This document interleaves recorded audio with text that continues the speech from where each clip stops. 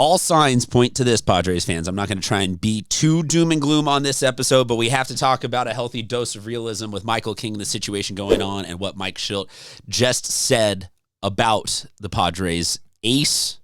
Because can you call someone an ace when they haven't had 20 starts in a season? I don't know. Let's get to all of that. Thank you very much for tuning in to another episode of Padres Digest. I'm Christian Pedersen, one of the two hosts on here who always like to remind you at the beginning of these videos that if you want to comment on anything this video related, happy to have a dialogue about that. Or if there's something else that you want to see a video on, drop a comment. And if you want to hit the subscribe button, it would be much appreciated, but I try not to stress about it. My parents can't even figure out how to hit the subscribe button on YouTube, so why do I got to worry about any of you guys hitting it? Let's talk about some San Diego Padres baseball. I want to talk about this fine gentleman right here. You may have forgotten him. His name is Michael King. He plays baseball allegedly for the San Diego Padres, and after a lengthy shoulder nerve injury issue, he came back for a stint and then left again with a knee issue. Now, the numbers are fantastic. That is why I bring him up. That's why I give him any degree of focus and attention right now. Because if this was somebody else who had, if this was a 3-6 and 20 starts, we'd be like, yeah, whatever. Like, okay, great. We got another serviceable dude back. But this guy can be a very good baseball player, but he's left with a knee injury. We covered about a week ago now, depending on when you're watching this, that he had a rehab I stopped myself even from calling it a rehab start. He had a rehab controlled, simulated game out in Fort Wayne, and all reports there were that the to the mound or from the mound to the plate delivery from Michael King was fantastic. That the problem was moving left, right, the reactionary of like, oh, there's a bunt, or I got to cover first, or backing up bases or stuff like that. So they were holding him back from saying, okay, like we're going to give any sort of progression of like, oh, rehab start Tuesday, and then there was no concrete plan, but it was things are progressing. In the couple of days since then, Mike Shildt has now been asked again about Michael King because Padres don't have much else to talk about right now.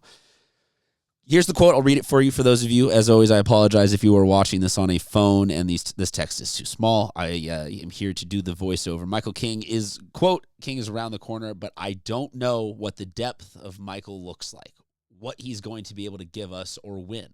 But like I said, we'll figure it out. I'm confident in that. Holy word salad, Batman.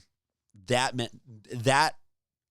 means both everything and nothing to me, kind of in the same package. And where I say it means nothing is that the literal sense of here is saying that he's close, but I don't know how close he is. But like I said, he's confident that we'll figure it out.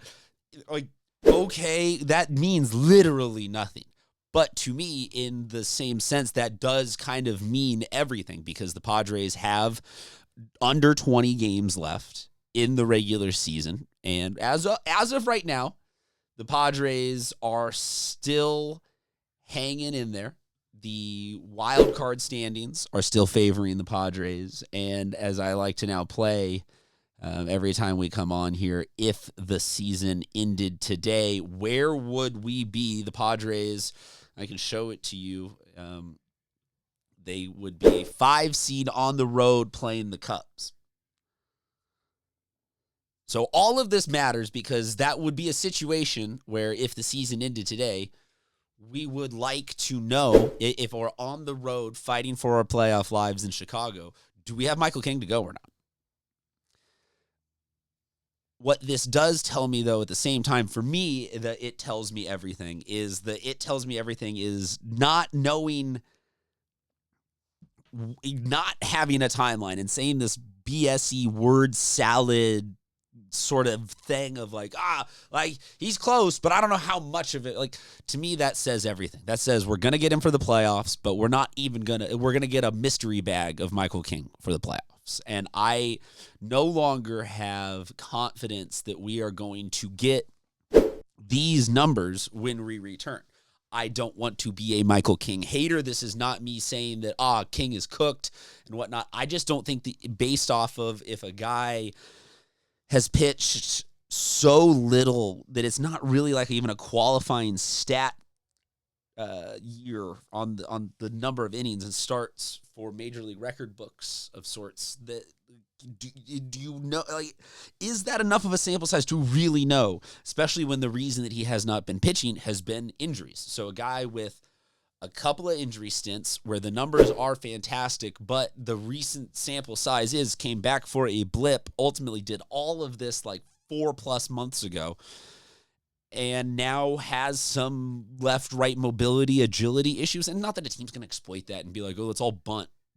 But you just know that you can't completely eliminate that from the game.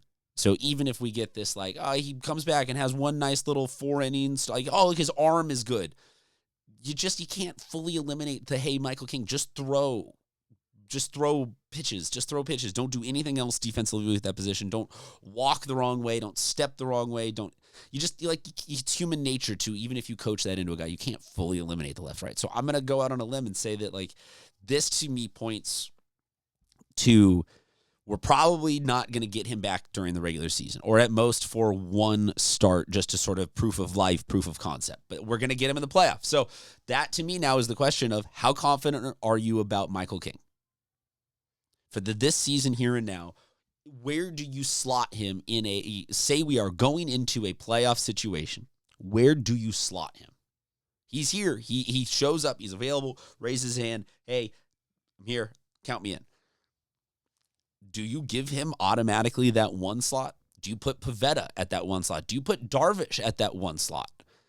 You can, to me, you could make a case for any one of those guys. You can make a case for Darvish because, he's the veteran, and yeah, he hasn't looked fantastic, but he knows how to handle the moment and big crowd, big light. Okay, cool. You can go with Pivetta because he's been the best for he's having the best season of his career. You can go with King because I remind you these numbers.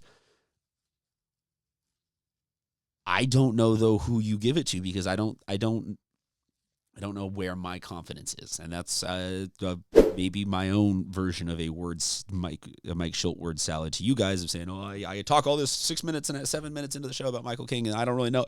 But to me, what I am seeing is that Michael King is now he's going to be a complete mystery in the playoffs, but we're going to have access to him. So I'm curious how much faith, how much stock we want to put in. That being said, I am also looking at this as, like, I'm trying to, because some of you guys say I come on here and be super negative Nancy all the time. And if I'm trying to say, okay, look, I'll turn a corner, I'll be more positive Pete.